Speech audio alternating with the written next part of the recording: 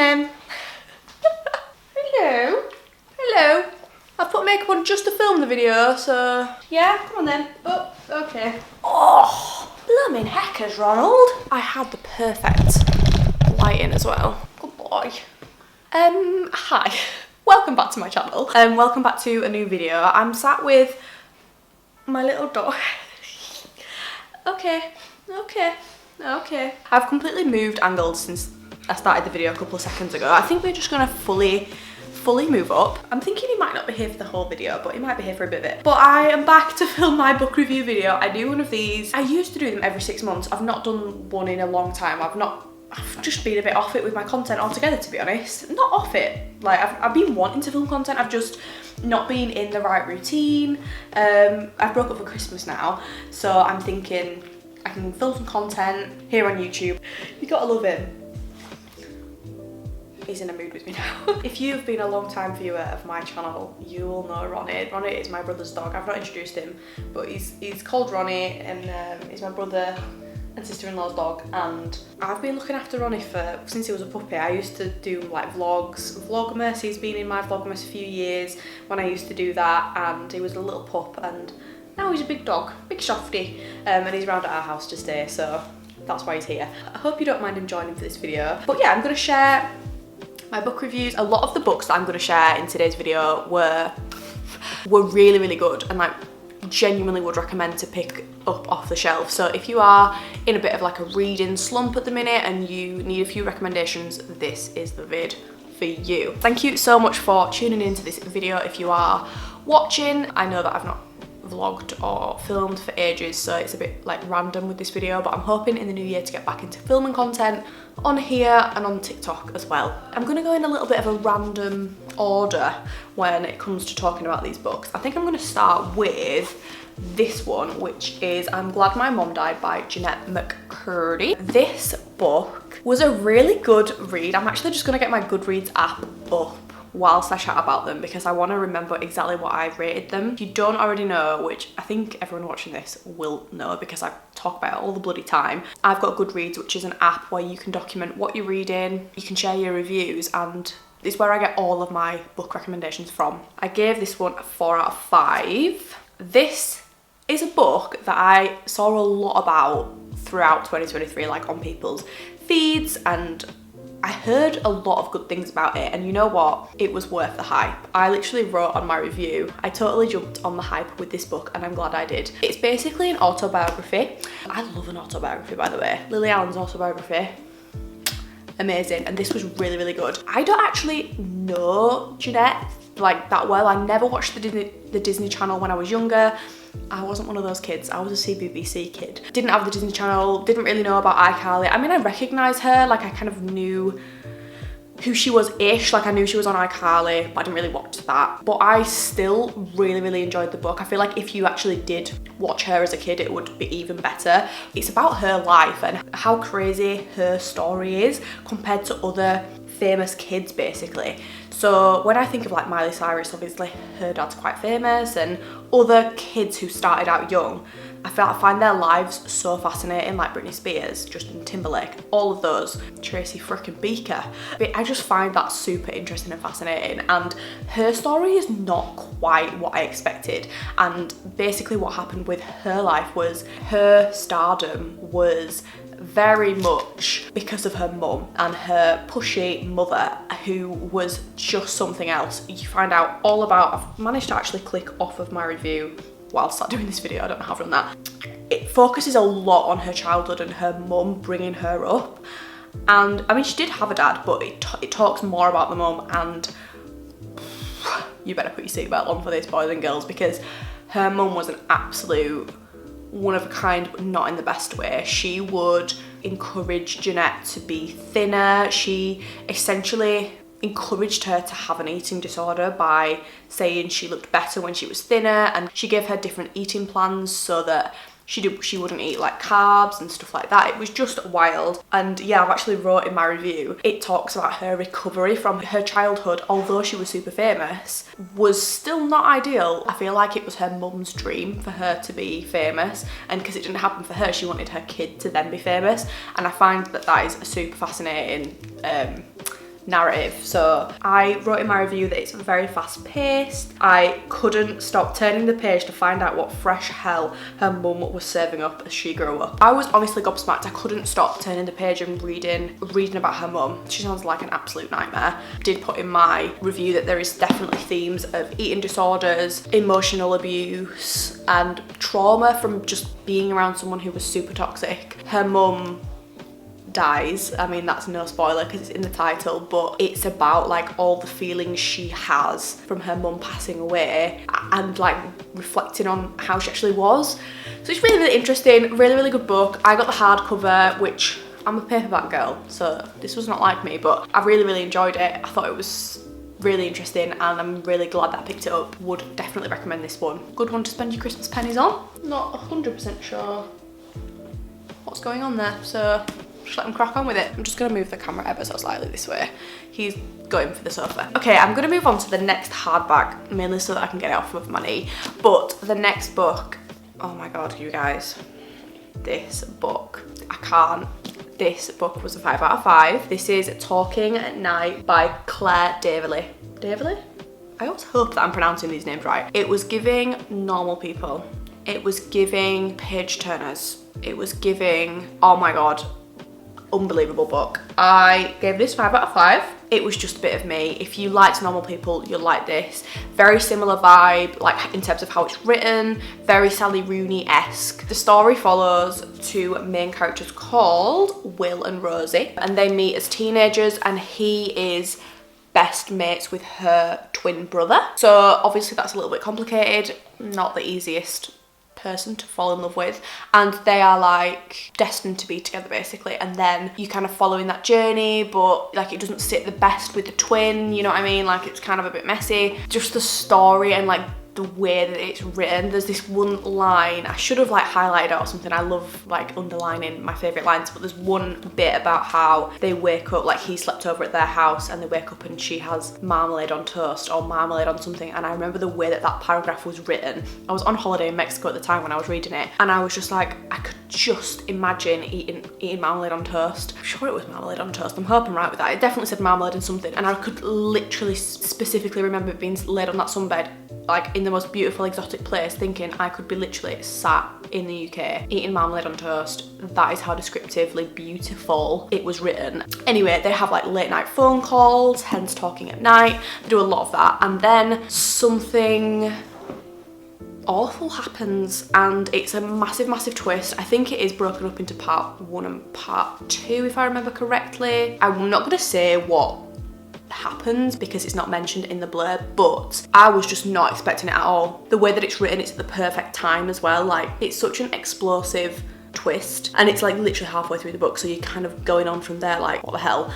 It gives more normal people after that, because it's like the two main characters, Will and Rosie, they start like this and then like drift apart, and then they come back together and drift apart, and it goes on and on like that. That's very much like what are the main characters from Normal People called? Marianne and Connell.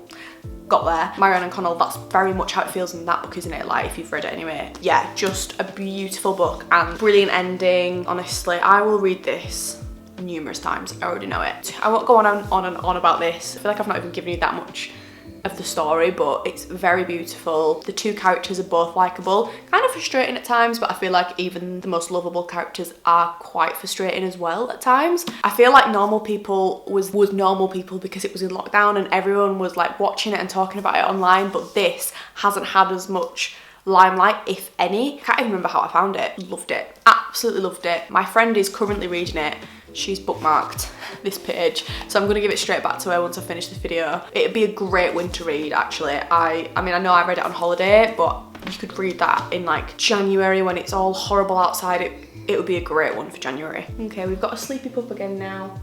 Goodbye. Okay, I'm gonna move on to the next book, which I'm gonna talk about The Satsuma Complex, I think, next, which is by Bob Mortimer. You might recognise that name, he's a comedian. I did recognise the name when I picked it up, but I couldn't quite imagine, like, picture his face. Anyway, I googled it and then I was like, oh my god, of course that's him. So it's worth a Google if you can't think of who it is, but this also came on holiday with me, hence the fact that it's a little bit like ruined. I feel like when you do take a book on holiday, it comes back and it's got bits of sand in there, like there's bits of chlorine all over the pages, bit of seawater. Really enjoyed this. I actually read this straight after Talking at Night and I was a bit like, it's always tough, isn't it, when you've read such a good book and then it's gonna have to take an absolute miracle for something to live up to it. This was very different, and I'm actually really glad it was so different to that, because I think if it was another romance after that, I'd have been like, meh, this is not as good. But this was completely different. I don't think I've actually ever read a book like this, to be honest. The storyline was really good. Very much a page turner, to be honest. It's about this really normal, everyday guy called Gary. Such a normal, everyday guy name. Gary ends up in the wrong place at the wrong time. What happens is he is portrayed as this completely normal guy living in South London, completely normal guy, normal job, works at like a legal firm, lives on his own in a flat, very normal setup, doesn't go out loads, portrayed as a bit of a loner, and this one night he goes out for a pint with this guy from work. Completely normal scenario. They're at the pub having this pint, and then this other guy nips to the toilet, comes back halfway through his pint and is like, oh my god, I'm really sorry, I'm gonna have to go. Like, this is so shit. I'm leaving you at this bloody bar. I'm so sorry, but I need to go and we can rearrange. So he's like, yeah, that's absolutely fine, no worries. And he's like half caught the eye of this woman who's sat in the same bar. He lets his friend go, gets his pint, and then ends up sitting with this woman. They actually get along really well. They're chatting away, they're loving life. A couple of hours later, she goes to the toilet, and doesn't come back. So it's like twice he's been stood up in one night. Anyway, that is how the story kind of starts. So very normal scenario, other than the fact that he's literally been stood up twice. Then the next day, 2 police officers knock on his door and tell him that his friend, Brendan, has gone missing. So it goes on from there. He is the last person that this guy was with. So obviously that leaves him in a very vulnerable position where he needs a bit of an alibi. So then he has to try find this woman that he met at the bar, and it goes on from there, and she's not who he thought she would be. His friend was not who he thought he was. It's just so good. He also has this like quite sweet friendship with this elderly woman that lives next door to him, and it's just a really nice story, and it actually ends up pretty dramaful, to be honest. I can imagine this being made into a film or a drama. It was genuinely so enjoyable reading this. I actually gave this to Alex after I finished reading it. He'd finished his book on holiday, and I was like, I actually think you'd like this one. Like, I wouldn't give Alex Talking at Night because he probably wouldn't enjoy that. Really enjoyed this. Gave it a 4 out of 5. It's not going to be a book that's going to make you feel these intense emotions and really resonate with you, but it's a really good, enjoyable read that will make you turn the page, and the story is actually quite good. Like, it's got quite a few twists in there, and yeah, I kind of felt like I was watching a drama as I was reading it. So I literally put on my review, I think this is a great book to get you back into reading if you've been out of the game for a while, which I'd still agree with. How cute is this little cushion, by the way? And when I say little, it's quite big. This is from Primark. It was a tenner, and I absolutely love it. Anyway, that's got nothing to do with this video, has it? But it was there in the background, and I thought someone might ask about that. We're gonna move on to How to Kill Your Family, the book. We're not actually going to talk about How to Kill Your Family. So this was another book that I started reading on holiday through Spotify audiobook. Who knew that was a thing? If you've got Spotify Premium, you get 23 hours of Audible or audiobooks. So I actually read the first half of this, and the majority of this actually, through Spotify. Didn't actually read much of the book, which is so unlike me. I'm actually really glad that I listened to it, because I don't actually know if I would have continued reading it if I'd have had the book in front of me. This book is about the main character. I'm gonna get comfy again. This is about a main character called Grace. I'm sure you've heard a lot about this book, because I definitely have. And she goes on a quest to kill her family. The reason why, it's not a genius reason why, so I will share it. It's not a spoiler. She grows up with her mum, who basically, when she was a bit younger, met this guy in a club who was super rich, ended up sleeping with him, then falling pregnant, and then he like never spoke to her again, and she kept trying to send him letters and get him to support, but he sent a little bit of money, but like not a lot, and he was completely rich, like one of the richest guys in the world or something, and He just didn't support, pretended that Grace didn't exist, etc. So she goes on a quest to like kill him and all of his family. And it starts with her in prison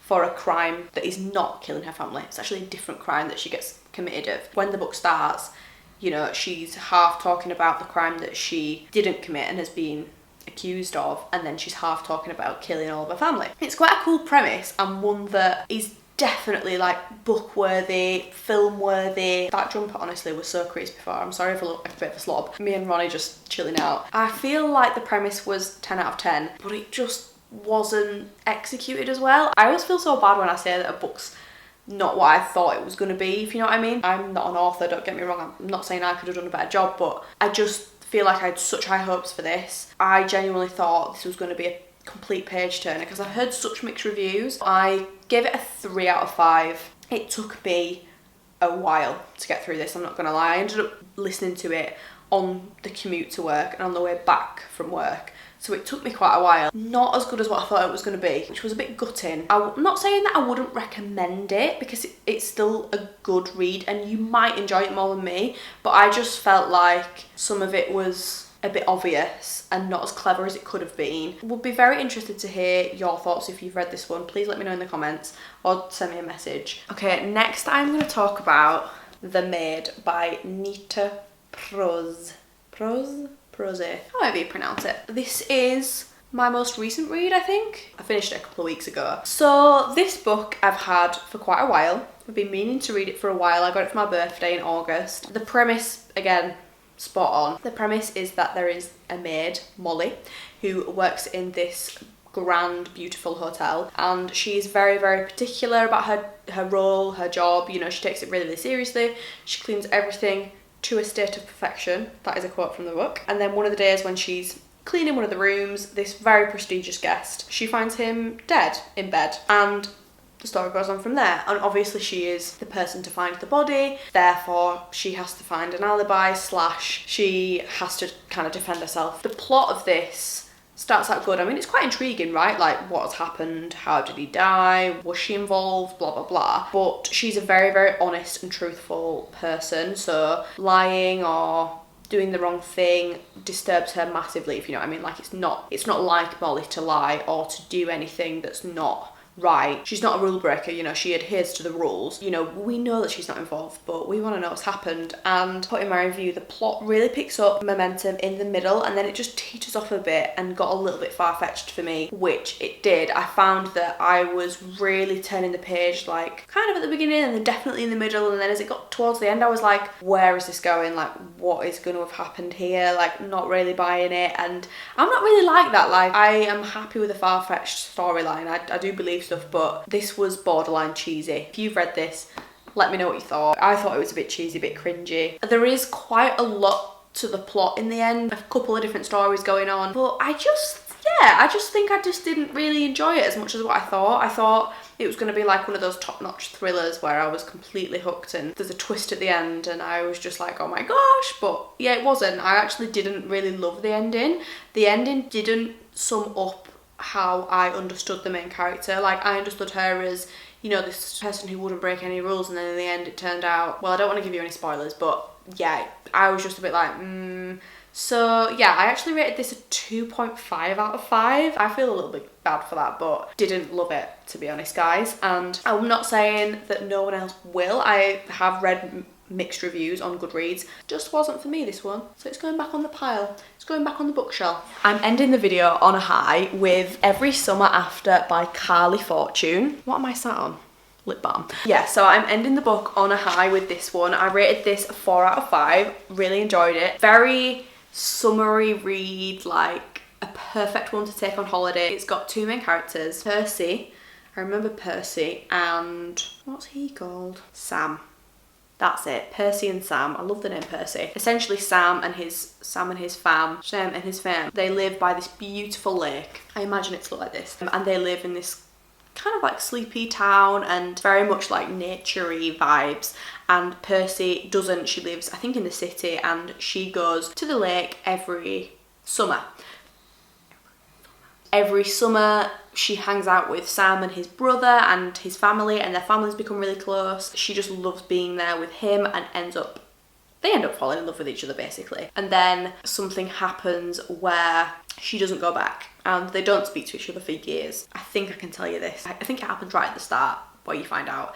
And basically his mother passes away, and because she ended up being really close to the family, she was super close with his mum. So when she's older and an adult, she goes back to the lake and sees him like after all them years. So the book is really nicely written because it's flashing back to summers when they were younger and then back to the present. He has, you know, moved on with his life. He's done the things that you imagine a guy would have done. You know, he's with someone else, and she's kind of gonna go back and see him again after all these years, and they've not spoken for a long time. Yeah, it's a good one. I didn't actually write a proper review on my Goodreads, I don't think. Did I not? That's so unlike me though. Did I write a review on my Instagram? Let's have a look. I could have done. If you don't follow me on Instagram, I would recommend doing so if you want book reviews, because I always write my book reviews on Instagram. Oh my god. Oh no, I did write a review. Let's read it. Oh my god, it was on the 21st of June. How long ago does that feel? That is so embarrassing that I'm only just filming this now. It's a romance novel following the main character Percy and her childhood sweetheart Sam. The setting is gorgeous and I felt like it got better as it went on. If you are going on holiday over summer, this is a good sun lounger read. I mean, Leah, that's not really a review, is it? But yeah, I proper loved this. Definitely one of those if you wanted to take a couple of books on your jollies next year.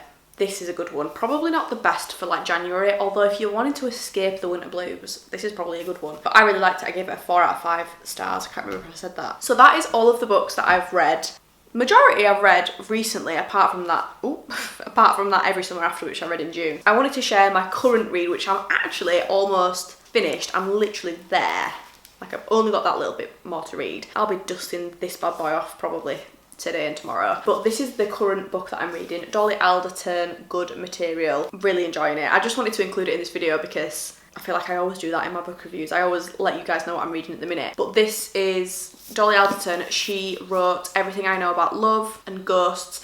Everything I Know About Love was the first, I think it was the first book club book that we read on Page Turners. If there's any Page Turners watching, let me know in the comments. I was actually speaking at work the other day about Page Turner's book club. If you don't know what I'm talking about, it was basically a book club that I started during lockdown. There was about 250 of us in the end, and we read a book a month. I kind of stopped it because we did it when everyone was stuck at home and it was a lockdown thing, and then life started getting busier and all that jazz. It was an absolute joy to do and I absolutely loved it. I'd love to start something like that again actually and pick it back up. I just don't know if others would be up for doing that. Yes, we read Everything I Know About Love and oh my god, absolutely loved it. I think I gave it 5 out of 5. Really, really loved it. She's a brilliant author. And then when she wrote Ghosts, I read that and I really enjoyed that as well. So I just knew that I wanted to read this as soon as it came out. And it's actually written from a male's point of view, which is very interesting. I don't think I've read a book where it's written by a female but the book is written from a male point of view. Not that it matters, but I just find it really interesting that she's able to do that. And it's about this guy who's going through a breakup. He's quite funny and a bit of a quirky guy and such a hopeless romantic. The book starts with reasons why it's not good I'm not with Jen. Can't dance, has no rhythm at all. Used to find it adorable until I saw people laughing at her and hate to say I was embarrassed. Once overheard her say, let's grab a cappuccino sometime and we'll talk, to my teenage cousin who wanted advice about his university applications. I just immediately liked it as soon as I picked it up. So yeah, I'm going to give this one a good old review on Instagram over Christmas because I'll have read it before the 25th, baby. So keep an eye out on there for the review on this, but I'll include it in the next video anyway. And yeah, that is all of the books. Look at all of those. I am tempted to do a New Year book sale. I used to do this back in the day. I think I last did it about 18 months ago actually. And I basically will sell on books that I'm not going to read again but really enjoyed for a cheap price, like a couple of quid. I won't sell Talking at Night because I'm going to read that 1,000,001 times in my lifetime, but some of the others I'll definitely sell on. Thank you so much for watching this video. Please let me know any book recommendations that you've got in the comments because I have got a couple on my Christmas list, but it's always good to have a little backup list of like ones to read. I always find I do a little splurge on books in Waterstones or Amazon or a little local bookshop if I can, and I like to have the list ready. I always find it very pressurising going into a bookshop and having no idea about what you want to buy, because I just end up panic buying, and that is never good. So yeah, let me know any recs in the comments. Hope you have a fabulous Christmas, or had a fabulous Christmas if you celebrate it, and just enjoy the break. I am off for almost 2 weeks and I'm just zenning. I'm loving just chilling out, and I'm loving looking after this little fella as well. He's pretending he's not awake, but I know that really he is. Are you gonna say bye, mister? You're gonna say bye to all these lovely people watching the videos? I still did the baby voice with him. Okay. I can't help it. If any of you guys have got dogs, do you do that as well? I feel like it's just one of those things. But thank you so much for watching this video. I really hope you enjoyed it. I'm just putting my slippers back on. I really enjoyed filming this. I love this little setup as well. It's super cozy. So yes, thank you so much for watching. I hope you enjoyed. If you did, be sure to like it and subscribe if you've not already. And I'll see you soon. Bye.